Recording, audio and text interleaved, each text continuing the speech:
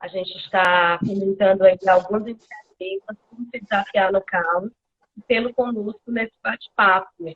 Érico Teixeira, juiz federal, foi o primeiro colocado, mestre da UERJ, MBA, né, pela FGV, especialização pela PUC de Minas e coordenador acadêmico tanto no curso ênfase quanto na New Law Institute.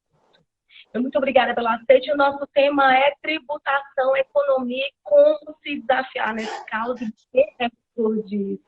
Agora, a priori, eu queria entender um pouco da sua trajetória de vida, como se preparou para passar em primeiro lugar na magistratura federal, como foi esse desafio tanto interno quanto essa diligência de estudo e tudo mais. Bom, Gabriela, boa noite. Primeiro eu queria agradecer o convite, é uma honra estar aqui com os seus ouvintes, né, com o seu público aqui no Instagram.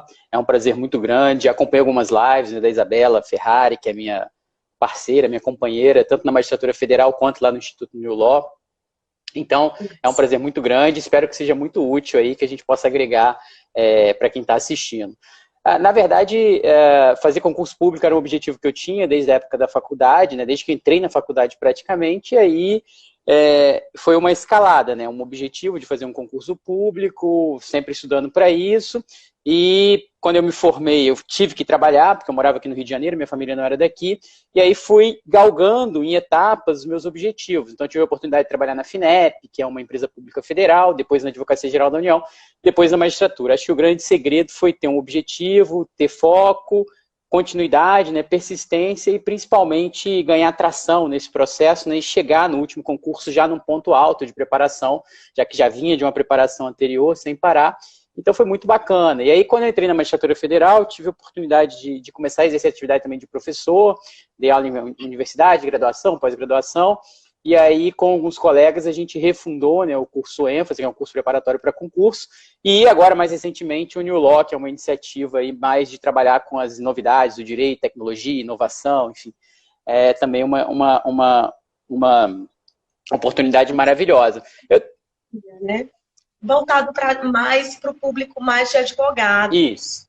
Isso. O New Law é voltado mais para a advocacia, né, que tem interesse, né, que tem o objetivo de entender sobre essas novidades, sobre soft skills, sobre outros conhecimentos que são interdisciplinares, mas essenciais ao direito, né, como negociação, como arbitragem, como tributação. Tributação a gente ainda não colocou após o curso de tributação, né, mas vai ter em breve, enfim.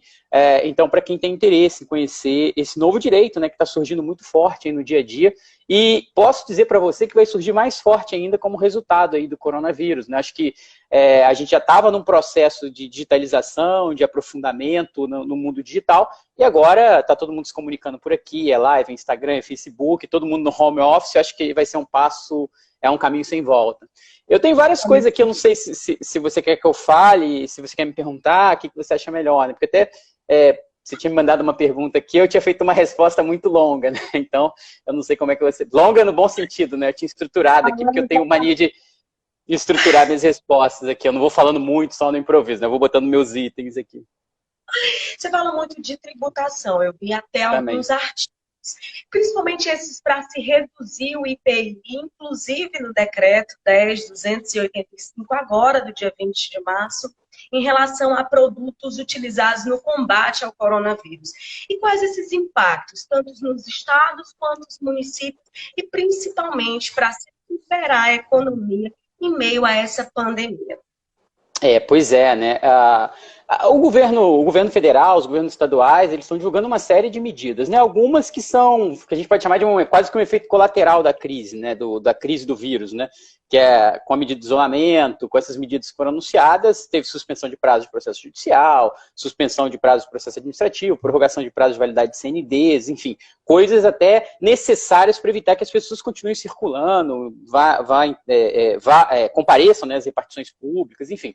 Então nós tivemos essas medidas, mas ao lado disso nós tivemos também medidas tributárias, tanto com objetivo fiscal quanto com objetivo extrafiscal. Então essa do IPI, ela acaba tendo tanto um viés fiscal como extrafiscal. Ela dá um alívio, né, ela reduz a carga tributária torna mais fácil tanto a importação, porque ele tem incide também na importação, quanto a comercialização interna desses produtos industrializados. São vários produtos ali descritos no decreto que são utilizados no combate ao coronavírus. Isso foi feito por decreto, né, do presidente da República, como a Constituição autoriza.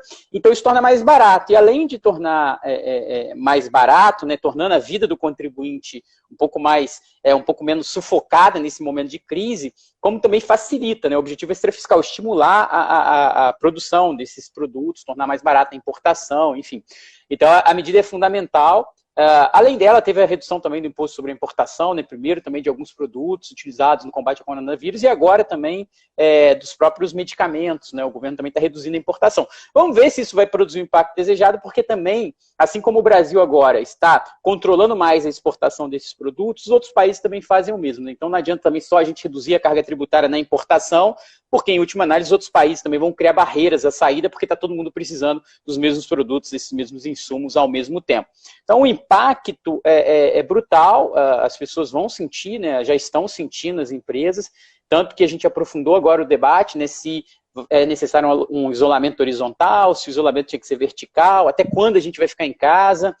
Eu particularmente, Gabriela, já estou aqui em quarentena não, né, isolamento, agora tem esses nomes técnicos, né, já estou dentro de casa desde domingo, né, da semana passada, já tem aí um bom tempo, enfim, aqui no Rio de Janeiro foi decretado antes, né, esse isolamento, então a gente está aguardando, e óbvio que fica claro que isso vai gerar também efeitos colaterais, né, muito difícil trabalhar com as situações. E qual a sua opinião frente ao isolamento geral, que todas as pessoas efetivamente fiquem em casa? Eu tenho muito pudor para falar sobre esse tema, porque eu não tenho conhecimento técnico, assim, para dizer qual é a melhor medida para evitar a propagação da pandemia.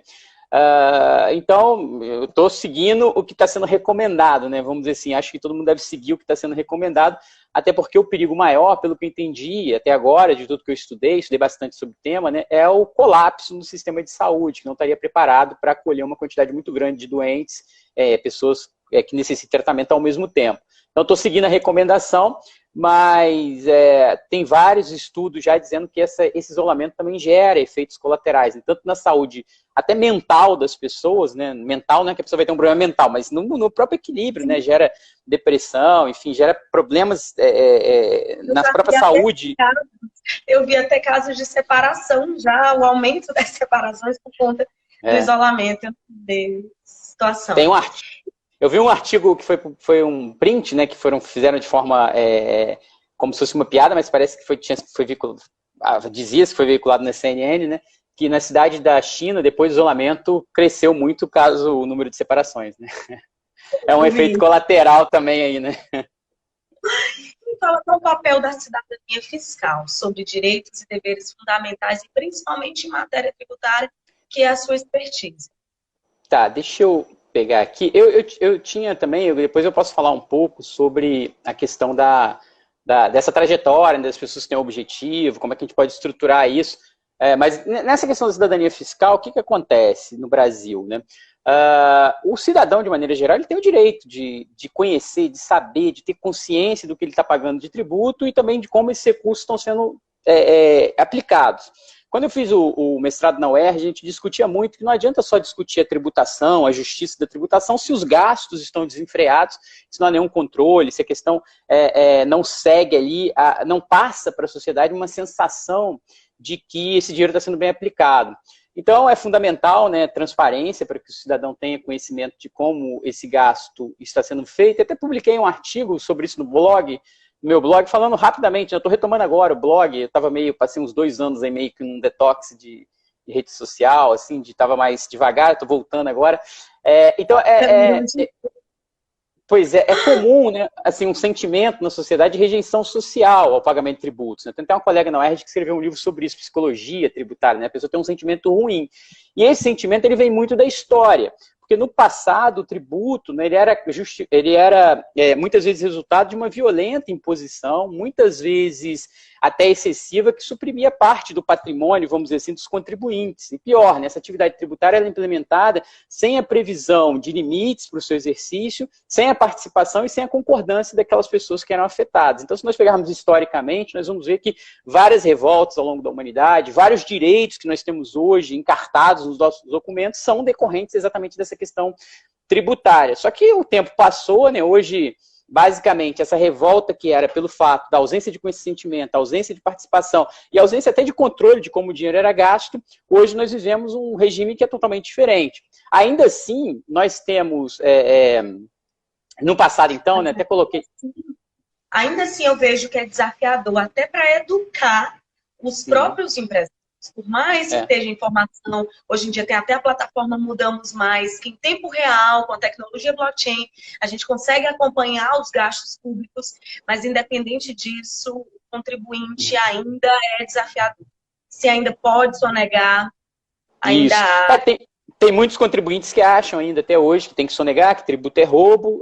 O Ives Gandra, né, ele tem na tese de doutorado dele, ele defendeu até a ideia de que existem normas que são de aceitação social e normas de rejeição social. Então, por exemplo, ele trabalha com a seguinte ideia: se não existisse uma lei que me impedisse de matar alguém, se não fosse um crime no Código Penal, ainda assim eu não ia sair na rua matando as pessoas. Então é a norma de aceitação social, segundo ele, porque a sociedade cumpre porque entende que aquilo é correto. E ele trabalha com a tributação como uma norma de rejeição social. O que seria uma norma de rejeição social? Aquela norma que eu só cumpro, porque se eu não cumprir, eu sou punido. Então, nesses casos, a gente tem um longo caminho ainda no sentido das pessoas terem consciência de que elas estão contribuindo para fazer frente a determinadas despesas, né? Então, como eu coloquei até nesse pequeno trecho que eu escrevi, né, eu tinha colocado que a ausência de representatividade, participação e consentimento, aliada à falta de ingerência de qualidade dos gastos, tornavam no passado compreensível o sentimento de rejeição ao tributo. Só que com o passar dos anos, houve uma profunda mudança nessa compreensão teórica a respeito do papel da tributação. Então, hoje, né, como dizia o nosso saudoso professor aqui do Rio de Janeiro, Ricardo Lobo Torres, né, tributo é o preço que se paga pela liberdade. E o Kassal Tanabais, que é um autor português muito famoso, tem um livro chamado Dever Fundamental de Pagar Tributos, ele também fala isso, né, que, em última análise, se o Estado não fosse se financiar através da tributação, ele teria que praticamente monopolizar a atividade econômica. Então, hoje não existem exemplos praticamente no mundo de estados que possam prescindir da tributação. Só os estados que vivem de petróleo, estados que têm uma situação muito diferente da maior parte dos estados do mundo. Então, hoje, a visão que se tem é de que é necessária a tributação, porque ela é outra face da implementação dos direitos fundamentais. E o coronavírus traz isso um pouco à tona, porque, em última análise, mostra como é necessário você ter uma coordenação e você vai ter momentos que você vai precisar de uma estrutura, inclusive estatal, para fazer frente a um desafio desse, né? Inclusive através da aplicação de recursos públicos. E só para finalizar, né, eu coloquei aqui um ponto interessante nesse artigo, na minha opinião, que falava assim: a mudança de fundamento filosófico, porém, encontra dificuldade na transição da teoria à prática. Isso porque, embora o tributo não possa mais ser visto como simples roubo ou expropriação do patrimônio particular, a alta rejeição à sua incidência ainda persiste. Além do discurso adotado de forma crítica e universal a respeito da alta carga tributária, isso também é um ponto interessante, que no Brasil a gente tem mania de falar que a carga tributária é muito alta. Só que esse discurso universalizou, todo mundo diz isso. Então, às vezes, a pessoa contribui contribui no simples, ou até tem uma carga tributária razoável quando você compara com outros contribuintes, com outros setores ou com outros países do mundo, e ainda assim esse discurso da alta carga tributária ele acaba sendo universal. Então, por exemplo, o Brasil ele não tem uma alta carga tributária quando se analisa o imposto de renda, mas as pessoas acham que é alto. Mas se você comparar com os países da OCDE, você vai ver que a tributação da renda no Brasil não é tão alta, ela está numa média ali, às vezes até abaixo de alguns países. Então, da alta carga tributária e argumentos fundados na má gestão dos recursos públicos e na ausência de contrapartidas à altura. Acho que esse é o desafio do Estado, é provar, no aspecto teórico, que a carga tributária não é tão alta assim. Em alguns casos ela é, em outros não, ela precisa ser calibrada, ajustada. Então, para ela ser calibrada e ajustada, tem que diminuir para alguns e aumentar para outros. Má gestão dos recursos públicos. O Estado tem que gerir melhor os recursos públicos, não pode haver desperdício. As hipóteses de fraude, de roubo, elas prejudicam muito esse aspecto de fundamentação filosófica do tributo, porque a pessoa tem a sensação de que o dinheiro está sendo mal gasto, e também a ausência de contrapartida, né? A pessoa esse discurso é muito comum, a pessoa dizer que eu pago meus tributos, mas eu não tenho segurança, não tenho saúde, não tenho educação, nada funciona, então não quero pagar. Então são desafios muito grandes aí para justificar filosoficamente a tributação. a gente abordou um pouco sobre a aceitabilidade da tributação no mundo empresarial como um todo. Me fala o papel da ética frente a tudo isso.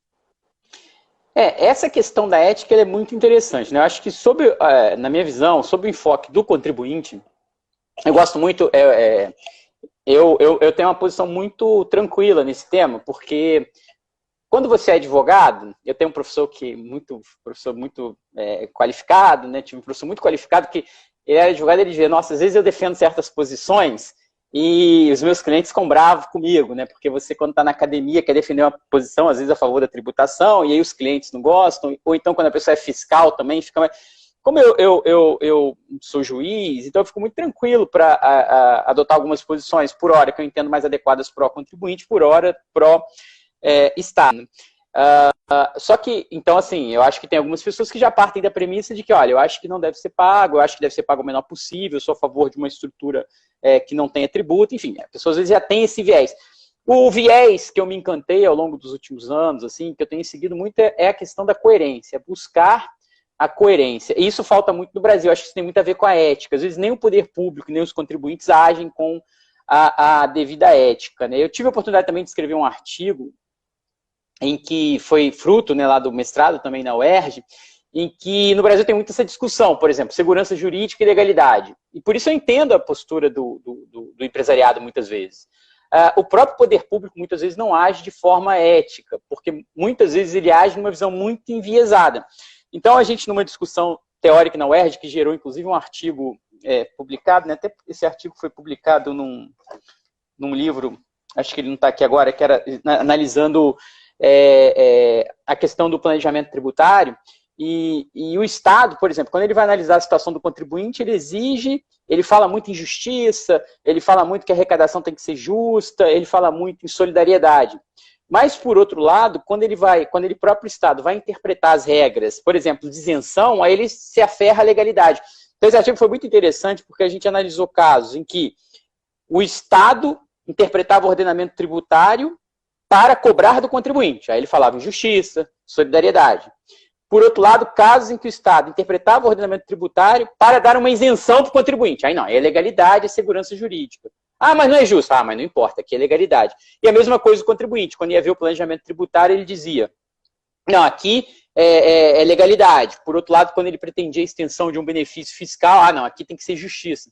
Então, muitas vezes, a gente vive uma esquizofrenia no aspecto filosófico da fundamentação das posições, que ainda atrapalha, né? Então, eu também nesse artigo, nesse outro artigo, eu tive a oportunidade de abordar isso, e acho que falta. Eu acho que esse dever é mais do Estado do que do contribuinte. O contribuinte está ali defendendo o seu patrimônio, a sua liberdade, ele nem sempre tem necessidade, ou pelo menos não precisa ser tão coerente. Ele está defendendo o interesse privado. Agora, o Estado que defende o interesse público deveria ter premissas mais claras, né?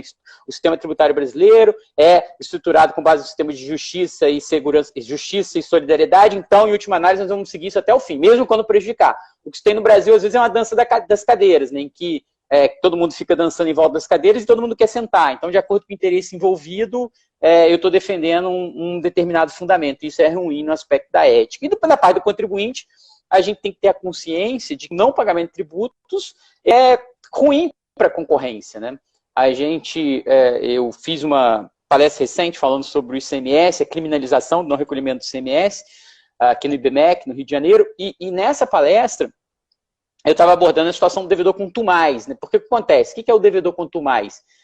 Hoje, você já tem uma figura no ordenamento jurídico, que é a pessoa que monta uma empresa, estrutura o seu negócio para não pagar tributos. Então, ele atua na margem, na borda do sistema, né? Como é que funciona isso? A pessoa monta uma empresa, já sabendo que não vai pagar tributo nenhum, só que ela declara todos os tributos, fala que declarou e não pagou, declarar e não pagar, sob essa ótica, não seria crime, não dissolve regularmente a empresa, não paga e o Estado não consegue cobrar porque não tem patrimônio, não tem bens, ou então os bens estão em nome de terceiros.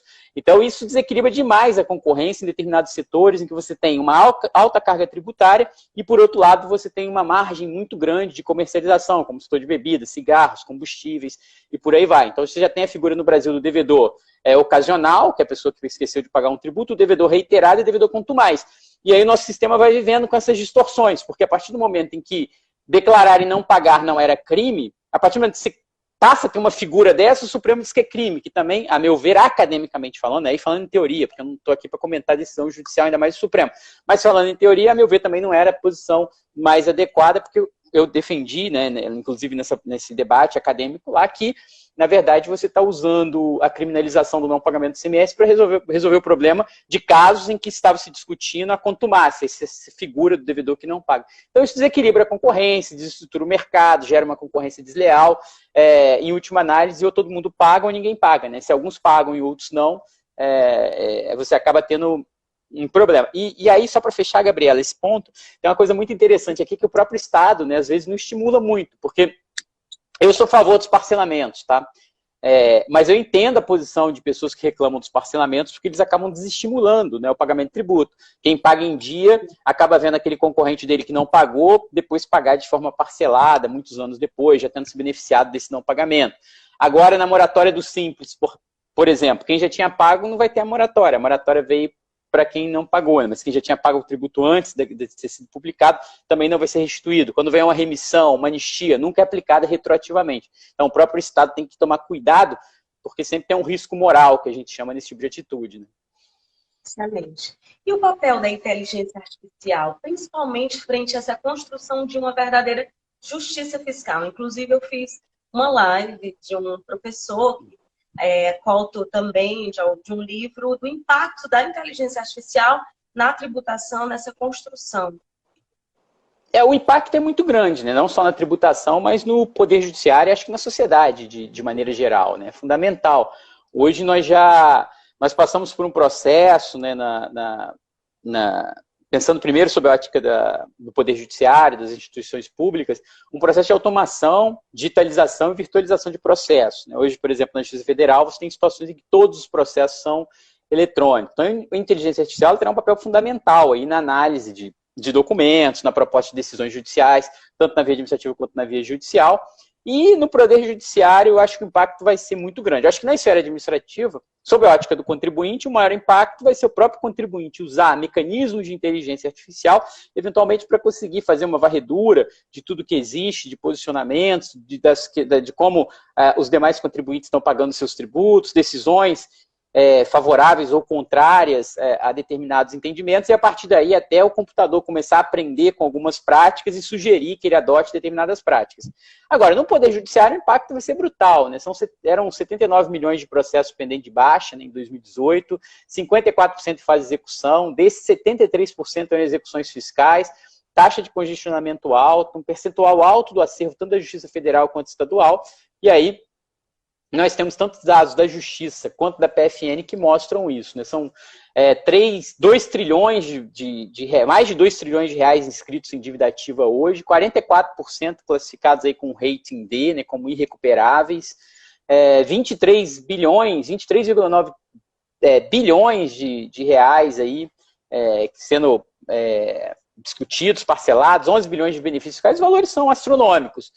E aí, nós temos várias iniciativas, né? Não sei se você já deve conhecer várias delas, né? Elis, lá no Tribunal de Justiça de Pernambuco, que numa primeira divulgação tinha analisado 5.247 processos, com a classificação da competência das ações, identificação de divergências cadastrais, erros no cadastro de dívida ativa, analisou casos de prescrição, evitando processamento indevido, né, de ações que não eram aptas. No Tribunal de Justiça do Rio Grande do Norte, né, Poti, Clara e Jerimum, né, que são sistemas também utilizados para melhorar o processamento judicial, com bloqueio e desbloqueio de contas. Aqui no Rio a gente teve uma celeuma danada porque foi usado um sistema de inteligência artificial para bloquear várias contas pelo sistema Bacenjude de uma vez só.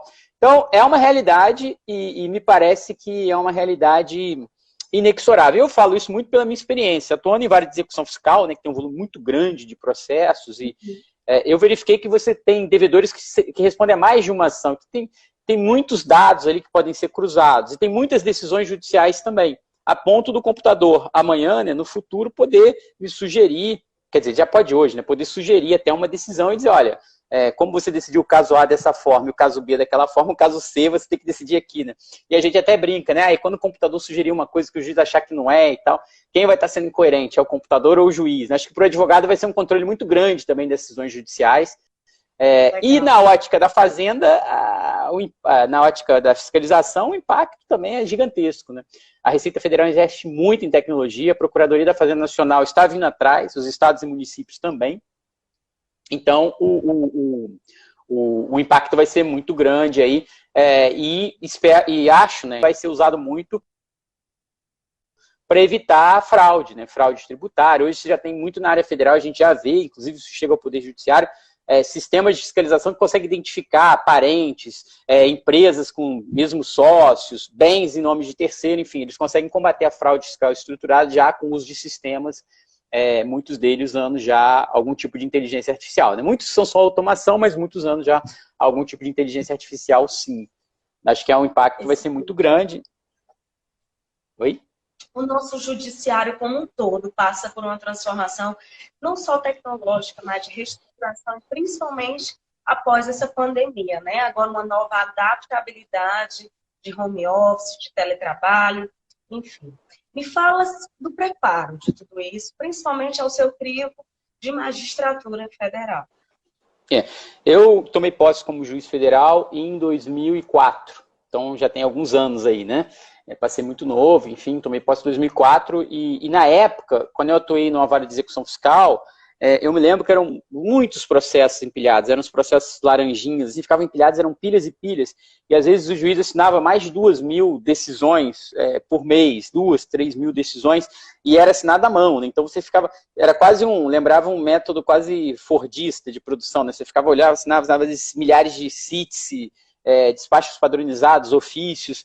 Então, você tinha muitos processos físicos. Então, de lá para cá, nós passamos por uma transição. A primeira fase dessa transição, eu costumo dizer que foi uma fase em que a transição foi basicamente a utilização de sistemas e a automação de algumas rotinas. Depois nós passamos por uma segunda etapa, que foi a questão da digitalização de processos, né? Passamos a ter os processos virtuais. Aconteceu um fenômeno muito engraçado que foi detectado pelo IPEA, no estudo encomendado, ainda lá no final dos anos 2009, 2010, em que se verificou que a virtualização, a digitalização, né, a tecnologia ainda não tinha feito um impacto significativo no Poder Judiciário. E uma das conclusões do IPEA é que esse impacto ainda não tinha sido um impacto significativo, basicamente porque foi repetido, né, uma das teorias, vamos dizer assim, uma das hipóteses, era que basicamente foram repetidas muitas das práticas que eram adotadas no meio físico, no meio virtual. E eu vivenciei um pouco isso, né? Eu me lembro, certa vez, chegar num local que tinha passado o processo de virtualização, era assim, você tinha uma mesa aguardando publicação, uma estante, aí aquilo virou uma mesa virtual, aguardando publicação. Ou seja, no primeiro momento, as pessoas que eram usuárias do meio físico, elas simplesmente transplantaram aquelas rotinas para o meio digital.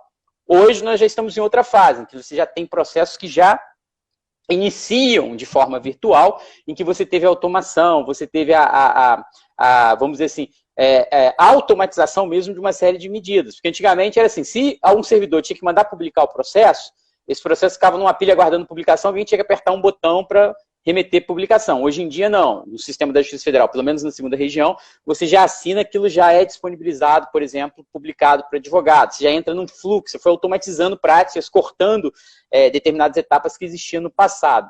E hoje, eu sou um entusiasta muito grande, né? O que vai acontecer em última análise é que nós vamos ter uma mudança significativa do papel judiciário. O judiciário não vai ser mais visto como uma corte, né, como um local, mas sim como um serviço. Isso está muito claro.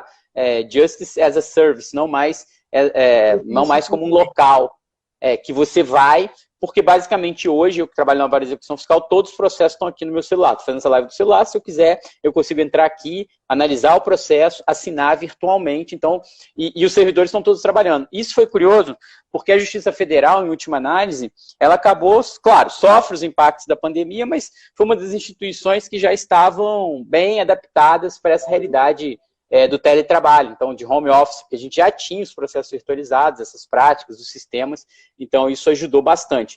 E me parece, e aí é uma visão minha, que com a pandemia, a gente vai ter uma aceleração desse processo, as pessoas estão agora se ambientando no home office, a Justiça Federal partiu na frente, porque ela já estava muito estruturada para isso aqui na segunda região, os sistemas já funcionavam bem, mas me parece que agora está todo mundo correndo atrás, quer dizer, e depois vai ser um caminho sem volta, como eu disse antes. Então, a minha visão é que a justiça vai ser algo muito melhor para o advogado, muito melhor para o juiz, para quem atua, enfim, servidores. E sobre o dever fundamental de pagar impostos? A gente falou da aceitabilidade, falamos da ética, inclusive destaque de uma obra sua, né? Eu até não sei se foi sua, se foi de coautoria, ou se foi só uma postagem, mas que vem influenciando novas jurisprudências. Me fala um pouco sobre esse dever fundamental de pagar impostos. Eu escrevi, a gente... frente a tudo isso. Tem esse livro aqui que a gente escreveu, né, lá na UERJ, junto com o pessoal aí de Minas. Você está em Minas, não? Não, estou no Ceará. Tá, Ceará. Eu achei que você tinha ido para Minas. Eu acho que eu vi alguma postagem esses dias, mas São Paulo. Estava até de máscara. Era São Paulo? De São Paulo, Tem que respeitar o isolamento. Então, esse livro aqui, Dever Fundamental de Pagar Impostos, a gente escreveu com o pessoal da PUC de Minas, em parceria, e eu até escrevi um artigo analisando o impacto na jurisprudência. Na verdade, o que acontece, né? No Brasil, ele começou a falar muito no dever fundamental de pagar impostos, como se fosse um coringa, né? Existe dever fundamental de pagar impostos, então o pedido é improcedente, ou então tem que pagar, enfim. E aí, nesse artigo, eu tive a oportunidade de analisar milhares de decisões judiciais que mencionavam dever fundamental de pagar tributos, dever fundamental de pagar impostos, né, tanto do STJ quanto do STF, e muitas eram sobre o mesmo assunto, mas uma conclusão interessante, né, a principal conclusão é que é um fundamento muito importante exatamente nessa questão valorativa, nessa questão axiológica, filosófica. Não, eu tenho que pagar imposto, porque o imposto é a forma de financiar o Estado, e a gente precisa financiar o Estado, porque, em última análise, o Estado existe também para levar a cabo, né, para implementar uma série de direitos individuais, as liberdades públicas, as garantias, direitos fundamentais. Então, nesse artigo, eu até coloquei como conclusão 10, né, eu coloquei 10, não vou ler aqui, porque ficaria muito longo, mas eu coloquei 10 consequências, né, 10, vamos dizer assim, 10 impactos. Então, como pressuposto para a existência do Estado fiscal, posso falar assim, que o dever fundamental de pagar tributos num plano jurídico exerce um importante papel filosófico para, agregado a outros fundamentos, servir de contra-argumento a afirmações que buscam imputar à tributação caráter de norma odiosa ou de rejeição social. Então, enquanto, por um lado, o contribuinte vinha com o discurso, eu não quero pagar, é uma norma de rejeição social, eu tenho meu direito de liberdade, por outro lado, o Estado vem com o argumento de solidariedade, dever fundamental. Então, ficou uma discussão para tentar equilibrar esse discurso no plano valorativo. Agora, o importante, e esse foi um ponto que eu defendi aqui e demonstrei, é que nunca o dever fundamental de pagar tributos ou a solidariedade, ainda que vetores interpretativos, eles podem sair do plano valorativo para uma aplicação direta, porque a gente tem que reconhecer a diferença entre os valores, entre os princípios e as regras que atuam, né, principalmente em relação à tributação. Então não dá para usar dever fundamental de pagar tributos em situações em que eu não tenho uma lei, em situações em que a situação não esteja prevista como uma situação em que cabe a tributação, né? Então, é muito importante isso. Eu coloquei, uma das conclusões que eu cheguei nesse artigo, que nós chegamos, né, foi que todas as decisões que citam o dever fundamental de pagar tributos, ele é citado como um argumento valorativo, quer dizer, é mais um fundamento para aplicar ou para interpretar de uma determinada maneira um determinado artigo, mas nunca um argumento autônomo. Eu brigo muito com o pessoal, né, que é mais fazendário, que acha que dá para sair da solidariedade e criar uma regra de incidência ou ampliar uma regra de incidência tributária para um caso concreto. Isso é inviável. E aí, nesse aspecto, sou um grande defensor dos direitos de liberdade, segurança jurídica, então, e não da parte de solidariedade ou dever fundamental como fundamento autônomo aí que possa gerar tributação.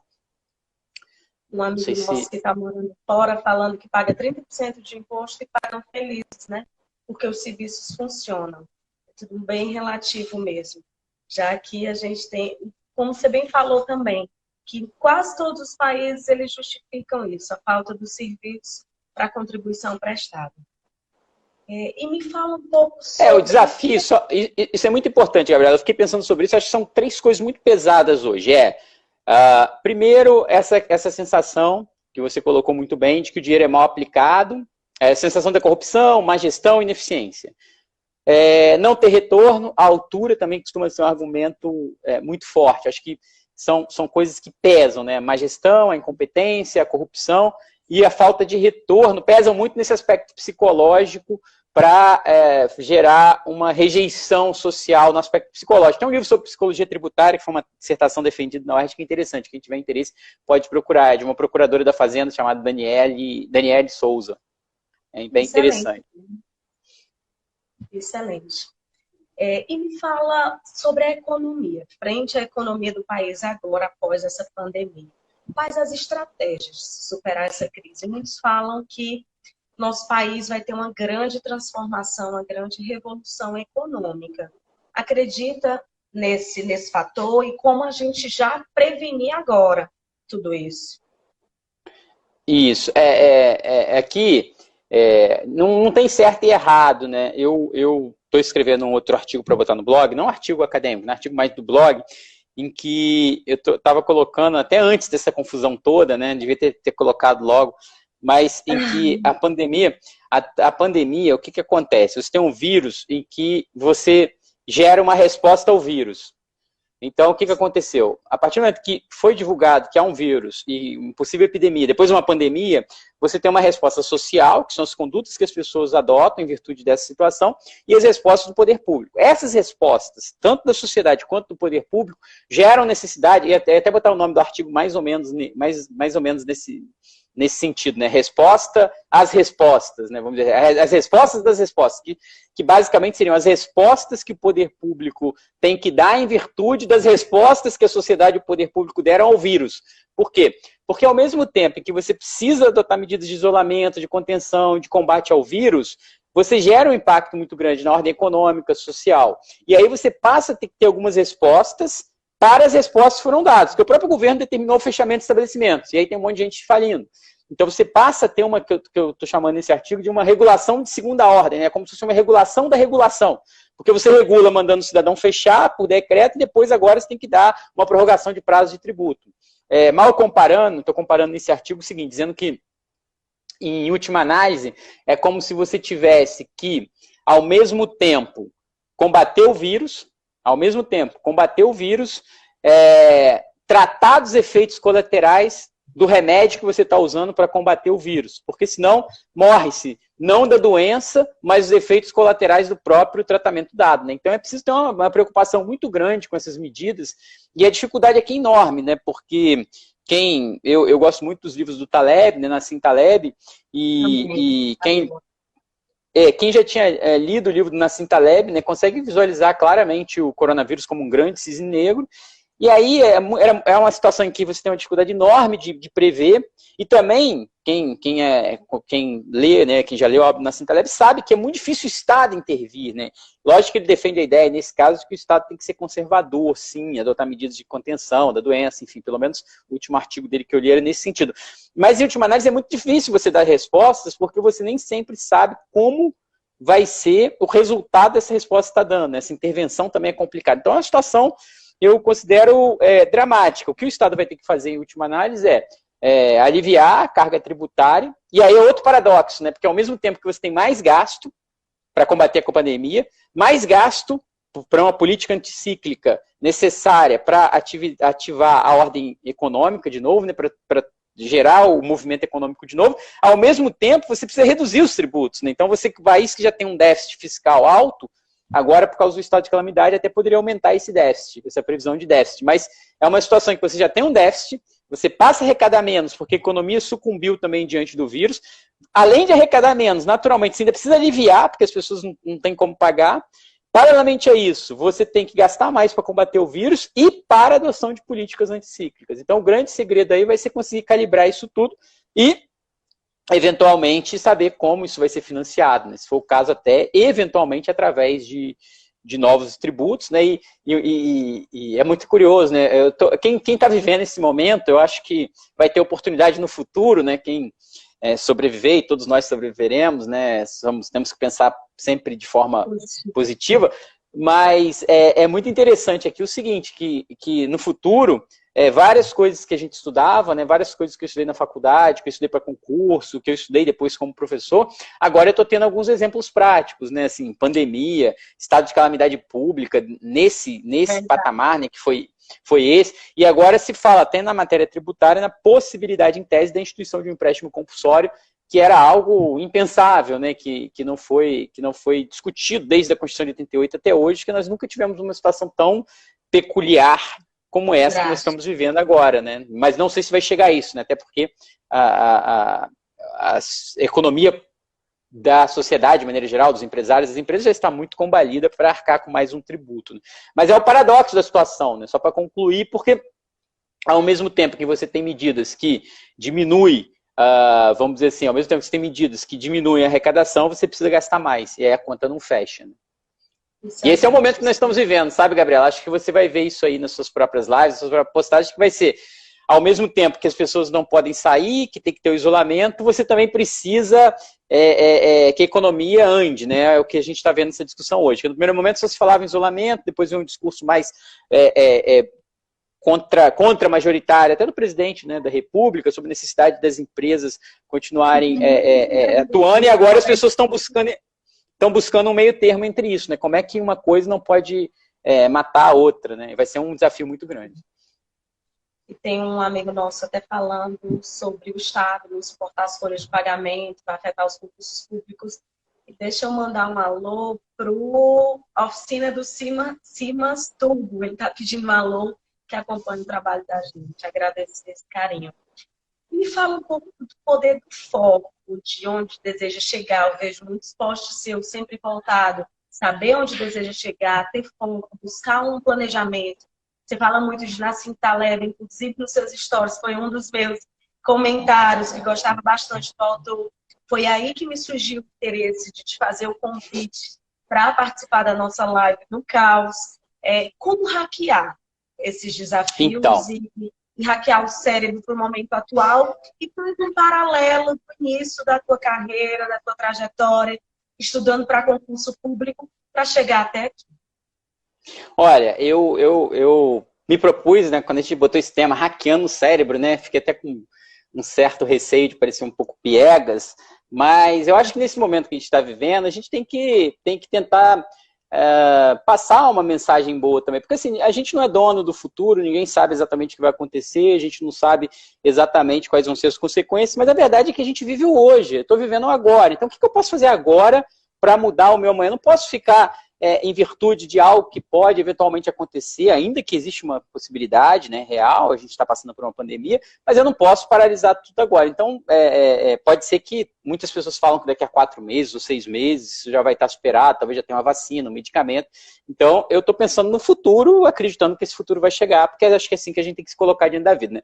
Então, as pessoas me perguntam muito sobre isso, né, sobre concurso público, sobre a trajetória.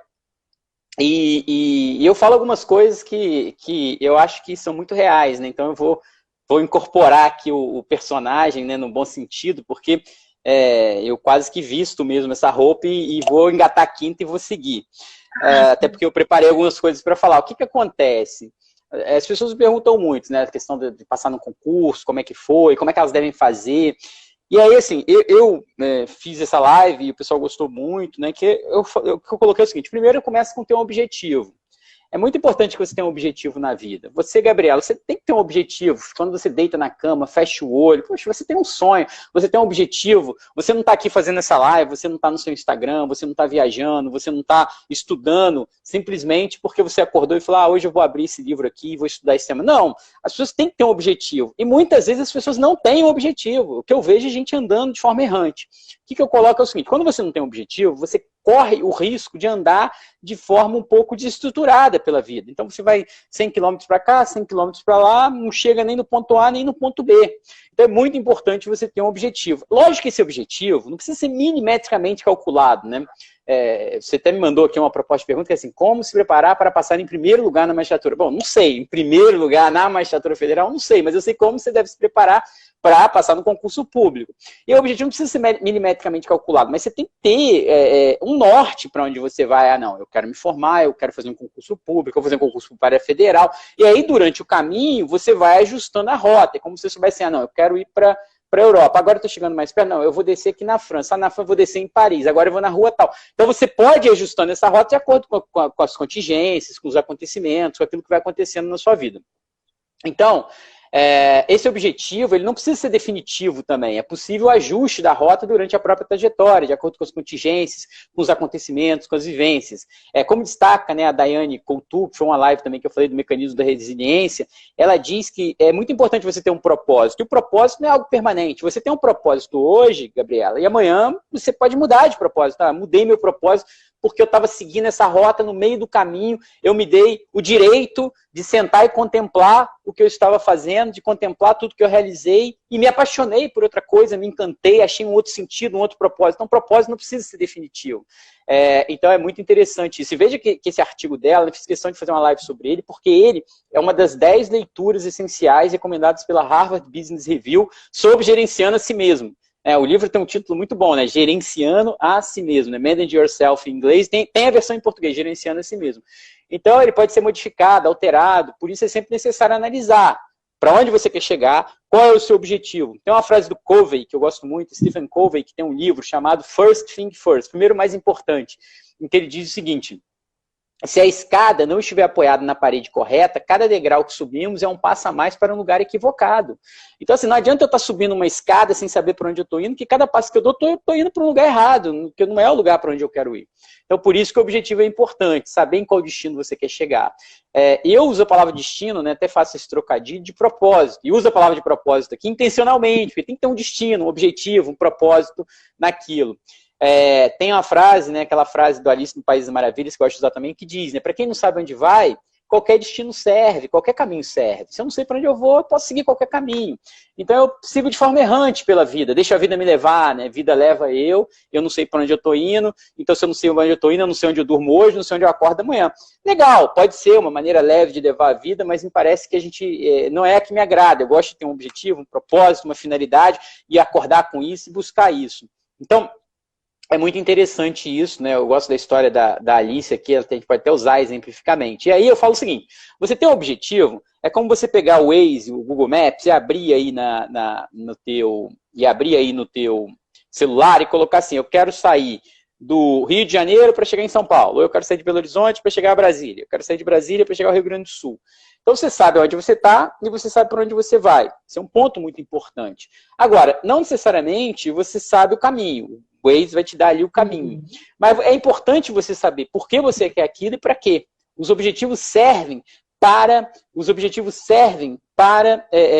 você realizar algo na vida. Você tem um propósito. Eu quero ser juiz porque meu sonho é atuar no Poder Judiciário para decidir as questões, fazer justiça, tentar impactar dessa forma a sociedade. Você passa a ter um porquê para quê. Isso vai te dar o quê? Isso vai te dar resiliência. Isso vai te dar o quê? Isso vai te dar resistência. Isso vai te dar força no momento de dificuldade. Quanto mais a coisa apertar, quando você se deparar com a primeira tempestade, você não vai parar, porque você sabe por que você está indo. Se você está indo só para contemplar a paisagem, acabou. Primeira chuva, primeira nuvem, eu volto para casa, que a paisagem já não me agrada mais. Agora, se eu estou indo para realizar um sonho, não vai ser qualquer chuva que vai me parar no meio do caminho, né? Então aqui, eu faço... Tem um colega dizendo que está em Oxford, que foi tudo calculado, é isso aí. Pois é, as pessoas que geralmente alcançam grandes objetivos, elas geralmente calculam, né? Elas têm metas, e é muito importante, sim. Então, e essa questão do objetivo, né? Eu posso propor um desafio aqui para você, para o público que está assistindo, que vai assistir, que é um desafio brutal. Ele é simples, mas brutal. Eu te pergunto o seguinte: qual é o seu objetivo? Onde você quer estar daqui a 1 ou 2 anos? Onde você está hoje? O que você tem que fazer para chegar do ponto que você está hoje? Google Maps, tá? Do ponto que você está hoje para o ponto que você quer chegar amanhã. O que você tem feito no seu dia? Há um alinhamento? É muito simples. A pessoa fala: minha prioridade é passar no concurso. Então me diz aqui como é que foi tua semana. Eu acordei 10 horas, aí vi um pouco de televisão, aí fui trabalhar um pouco. Você estudou? Não estudei nenhum dia. Então, cara, tá desalinhado, sabe? Tá desalinhado, assim, o que você tá pregando não é congruente. Esse desalinhamento não vai te gerar o resultado. E você tem que ser honesto, cara. Você tem que chegar e falar: cara, meu objetivo hoje é lazer. Esse final de semana eu vou tirar para assistir televisão. Eu quero ver todas as séries do Netflix. Não tem nada de errado, mas eu não estou mentindo para mim mesmo. Estou sendo honesto. Eu vou tirar um tempo de folga. E aí, que eu acho muito legal, né? Queria deixar essa mensagem para o público. É o seguinte: quando você vai traçar um objetivo, como o colega aí que foi para Oxford, você não precisa ser realista. Eu adoro o livro Trabalhe 4 Horas por Semana, do Timothy Ferriss, que ele diz o seguinte: fazer o que não é realista é mais fácil do que o que é realista. Não superestime a competição, nem se subestime. Ter um objetivo grande é uma infusão de adrenalina que nos dá resistência para superar obstáculos. A opção realista não confere entusiasmo a ninguém.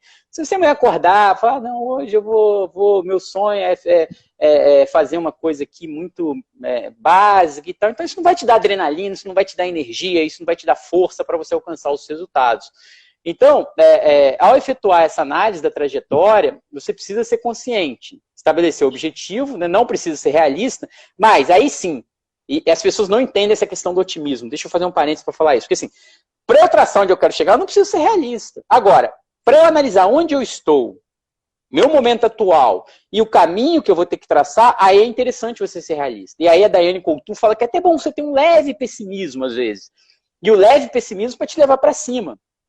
Então, ela coloca isso no livro, no artigo Mecanismo da Resiliência. E aqui é como se fosse um tanto quanto trick, assim, é quase como um truquezinho. Porque eu posso ser otimista, eu tenho que ser otimista e pensar que é possível, quanto ao meu objetivo. Isso não impede que eu tenha uma visão realista sobre o meu momento atual, que pode servir, inclusive, como uma dupla injeção de adrenalina. Primeiro, porque eu tenho um objetivo grande, onde eu quero chegar, então eu acordo motivado, eu sei que eu tenho um sonho grande, eu vou lá. E segundo, porque eu tenho uma postura de aceitação momentânea da minha realidade, mas é uma aceitação completa de um inconformismo com a dinâmica, com a distância, melhor dizendo, que eu quero percorrer e o que me separa de onde eu quero chegar. Então isso é muito importante. Eu tenho que ter uma aceitação dinâmica. Eu aceito o meu lugar hoje, mas eu quero chegar no outro ponto amanhã.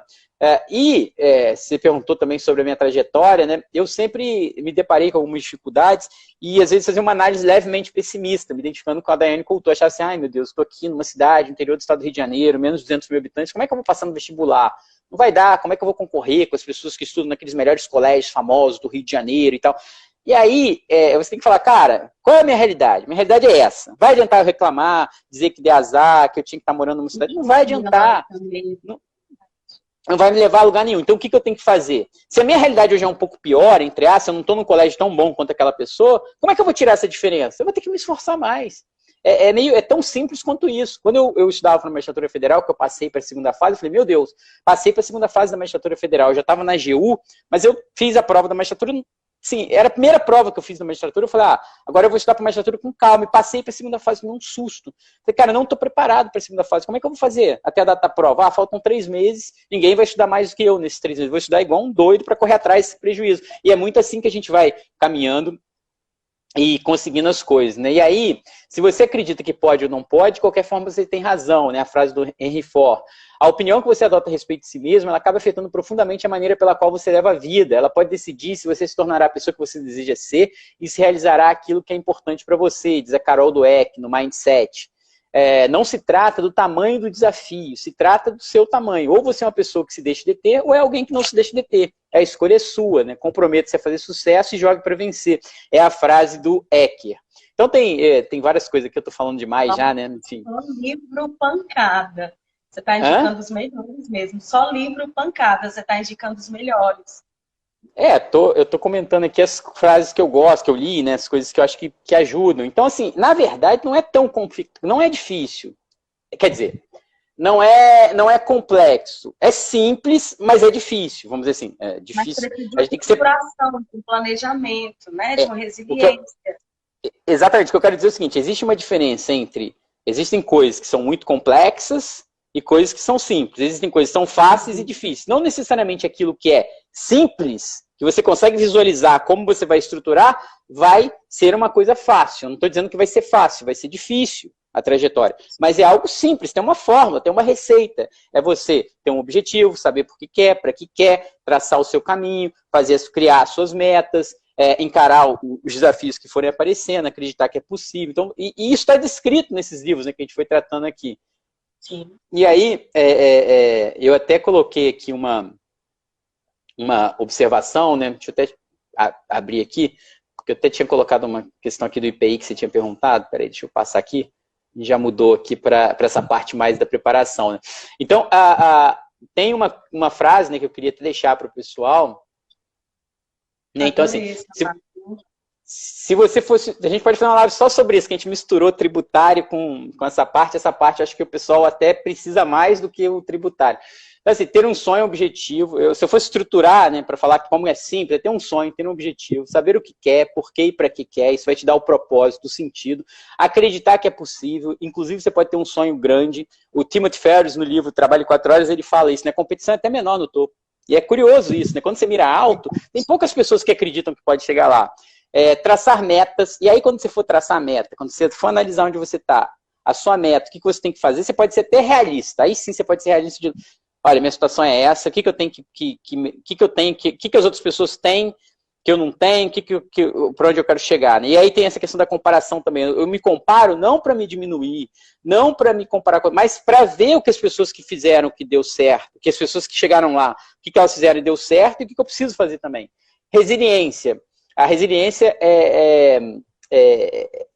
eu gosto do livro da teoria da Diane Coutu, né, do artigo da Diane Coutu, que ela fala aceitar a sua realidade, mas com dinamismo, né, propósito, né, um sentido, e a bricolagem, que é o conceito que ela traz, Levi-Strauss, que é o seguinte, é você se adaptar às suas condições, fazer o que você pode com aquilo que você tem na mão hoje, improvisar. Então é muito a ver também com esse momento que a gente está passando.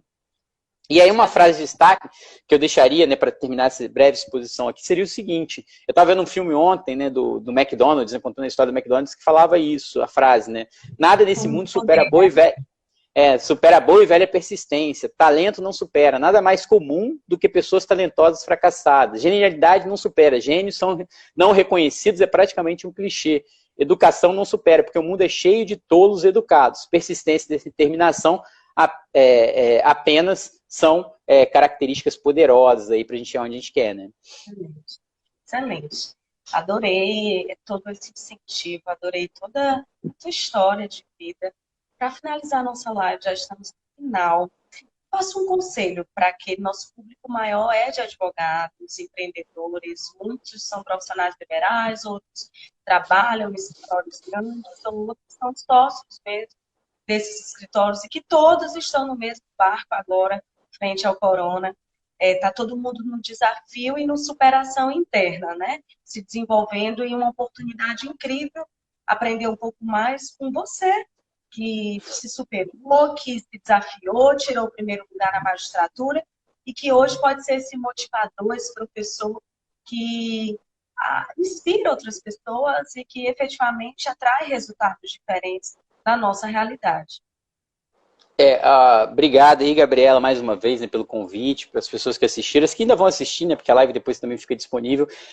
Eu queria dizer o seguinte, para finalizar, o Taleb tem uma frase que ele fala assim, né, o problema não é o problema é como você vai lidar com o problema, né? Não é só dele, tem outras pessoas também que falam essa frase parecida, mas assim, eu estou me perguntando, como eu mesmo devo me colocar diante do coronavírus, né, no aspecto pessoal, familiar, profissional, e até mandei uma mensagem hoje para um grupo nosso, né, de trabalho, e aí, depois eu até mandei uma outra mensagem, antes de deixar a mensagem final, deixa eu só fazer esse contexto, mandei outra mensagem dizendo assim, gente, não é que eu queira parecer uma pessoa insensível, indelicada, que não está sentindo os impactos de tudo que está acontecendo à minha volta. Não, mas é porque eu acho que a gente manter uma postura de vamos continuar trabalhando, fazendo o que a gente acredita, tendo um sentido, tendo um propósito.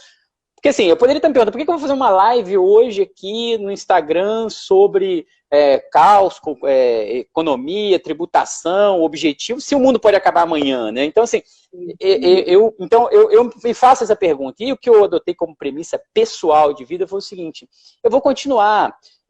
Se acontecer alguma coisa, a gente não pode ficar pensando no pior, né? Aqui eu acho que a gente tem que pensar assim, eu vou fazer o que eu tenho que fazer, eu vou fazer o que tem que ser feito, eu vou fazer a minha parte.